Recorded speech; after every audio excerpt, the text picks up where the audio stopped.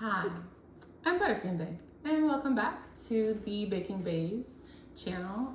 Today we're going to do some back to school activities. So this is something that you guys can do with your kids, or if you're a child and you're watching this, you can do this with your parents or your siblings, and then you can show up first day of school, automatically going to get an A for the year. All you're going to need is a few different colors. So I'm going to do whatever the color you want to use for your chalkboard. So it could be black or it could be green. I'm going to use green. You'll need something for the border of your chalkboard, and then you'll need a little bit of white so we can write on our chalkboard. You'll also need some cupcakes, and the number of cupcakes is really up to you. I'm just going to use 6 because that's how many I might use. All right, so let's go ahead and get started. So what we're going to do is a pull apart cupcake cake. I don't think I've done one of these for you guys before, but it's pretty simple. So we're going to start with a piece of parchment paper that is taped on to a cake board. And what I'm going to do is I'm going to look at about how much space I need with my cupcakes on my board. All right, so I want to cover up this space here with icing. So I'm going to cover that up with green icing. That is going to be my board, and then when I'm done, I'll do a border. So I'm going to cover this with green icing, and then I'll flip the cupcakes over, put them on top, and then put that in the freezer. So that means that I'm going to have a pretty smooth surface when it comes out. I'll have to smooth it out a little bit, but that's going to be kind of the base of our cupcake cake. So go ahead and get started.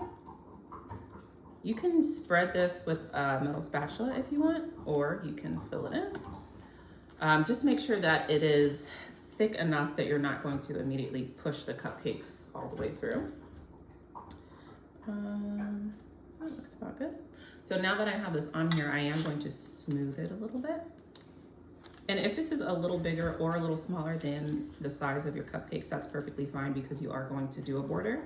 So you can do the border on the outside or on top. But you really just want to smooth this down so you can get any air bubbles out that may be underneath. But we are still going to smooth this whenever it does come out of the freezer. If you have kind of like messy edges, you can clean that up now using a paper towel, or after you take it out of the freezer, you can clean that up as well. So I'm gonna clean it up a little bit. My spatula, I'm pretty pleased with this. So now I'm going to flip over my cupcakes. Put them here. I probably could have made this a little bit bigger, but that is all right. So now these are gonna go into the freezer. And then when I take them out, I'm gonna flip them over. So I'm gonna hand this to my assistant. So I probably could have made it a little bigger, but that's all right. I hand this to my assistant, and she's gonna grab a set out of the freezer that I already have frozen. So the key to this is as soon as you take it back out of the freezer and you put it in there for at least 10 minutes, but no more than 30. As soon as you take it out, you wanna make sure that you work quickly. So now, thank you, ma'am. You're doing an excellent job. So we're gonna make sure that we work quickly, but I need to make sure that I put some icing on the bottom.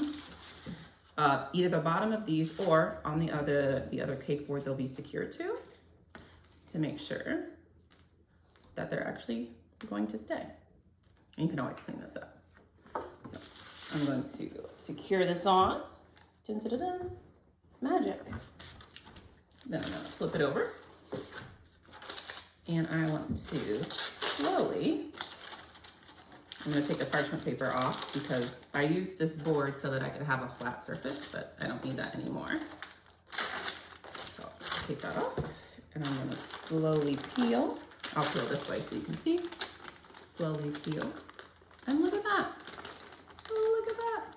So I'll say the one that I did previously, you know, to set up for the video, I think that this was in the freezer for about 30 minutes. Turned out perfectly. I don't need that anymore, but that's the sign. So this is gonna be the basis for our chalkboard. Alrighty, so I wish it was a little bit more in the center, but we all make choices. So here I have brown and I also have white. Brown is gonna be the border as if you have like a wood outline. And then white is going to be what I'm gonna use for the chalk and also for the writing on the board. And if you have fondant or an additional color, you can create like a little eraser, and you know, that's up to you. But today we're just gonna stick with buttercream.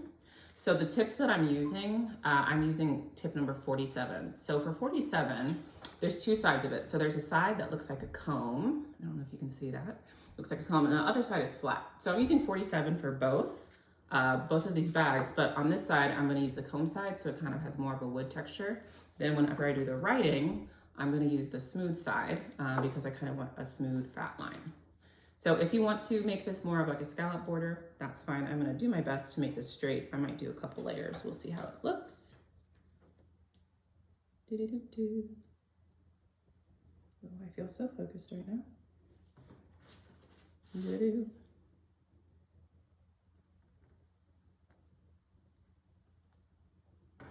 Do-do-do.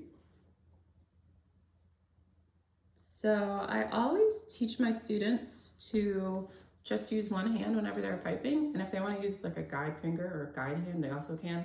But just to make sure you have consistent pressure, I suggest only using one as opposed to two. So you'll notice that this is not a perfect square, and that's fine. If you want to, if you're not happy with how it looks, you can always scrape it off because this buttercream is pretty hard. So I think I want to redo this line. It's not as straight as I want it to be. You can scrape it off. That green buttercream is still pretty hard because it just came out of the freezer. I'm gonna do that one again.